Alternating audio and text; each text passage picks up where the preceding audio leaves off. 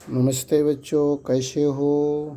आप सभी घर पे अच्छे से होंगे। आज हम सब लोग बाल भारती भाषा के अंतर्गत पाठ 14 सारे जहाँ से अच्छा इस पाठ के बारे में अध्ययन करेंगे।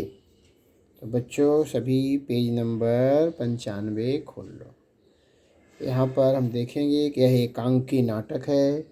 इस एकांकी नाटक में राकेश शर्मा की अंतरिक्ष यात्रा की जानकारी दी गई है। इसमें 3 पात्र हैं, दादाजी, राकेश और छाया। तीनों पात्र आपस में विचार विमर्श करते हैं और बातचीत करते हैं। राकेश जो है जहाज लेकर के स्टेज पे बैठा है। दादाजी और छाया स्टेज पर प्रवेश करते हैं।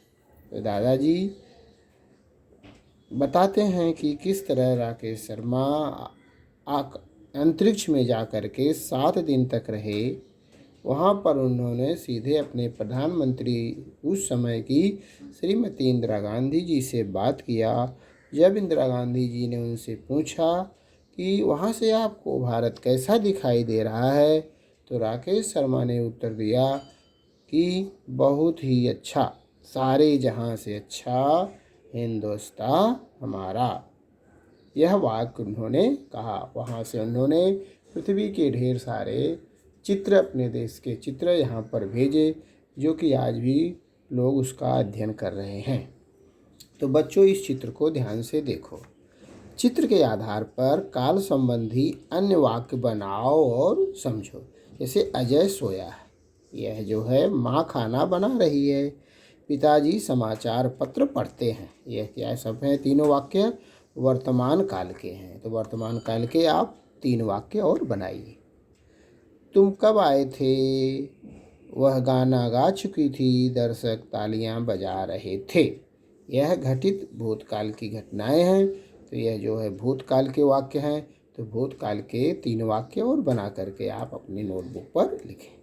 बारिश बंद हो गई तो पिताजी आ रहे होंगे। वे आएंगे। यह भविष्य काल की संबंधी घटनाएं हैं, बातें हैं। तो यह भविष्य काल हुआ। तो भविष्य काल से संबंधित 3 वाक्य आप नोटबुक पर बना करके लिखें बच्चों। तो वर्तमान काल, भूतकाल और भविष्य काल, तीनों कालों के बारे में आप जानकारी प्राप्त करें।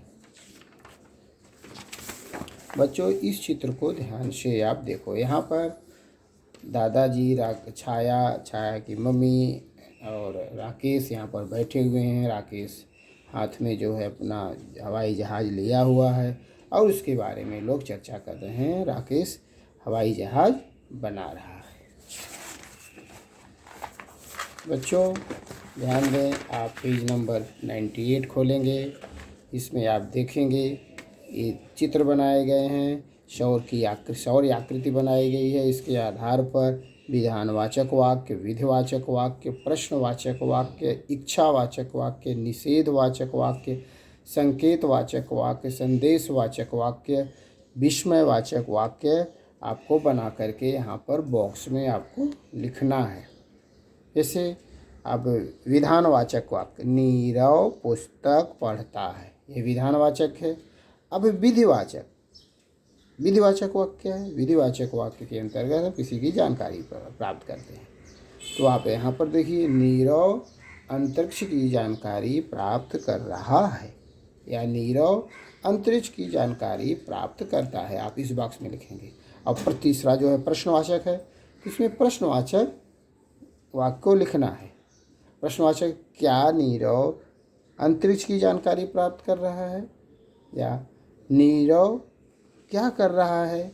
इस तरह प्रश्नवाचक वाक्य आप तीसरे वाक्य में लिखेंगे।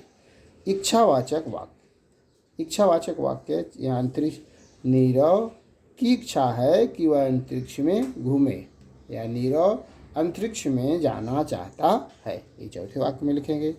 5वां निषेधवाचक वाक्य लिखना है। तो नीरव अंतरिक्ष में नहीं जाना चाहता है।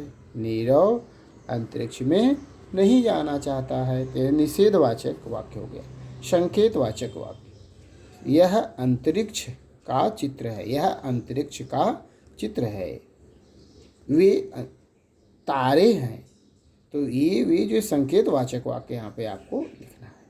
संदेशवाचक वाक्य, संदेशवाचक वाक्य आपको 7 नंबर बॉक्स में लिखना है। तुम अंतरिक्ष की जानकारी प्राप्त करो, अंतरिक्ष की जानकारी प्राप्त करो। संदेश जहाँ पर दिया रहता है संदेशवाचक वाक्य। विस्मयवाचक वाक्य, अरे जहाँ पर एक आश्चर्य व्यक्त होता है वहाँ पर विस्मय वाक्य होता है। तो यहाँ पर 8वें नंबर पर अरे अंतरिक्ष कितना विशाल है, तो अरे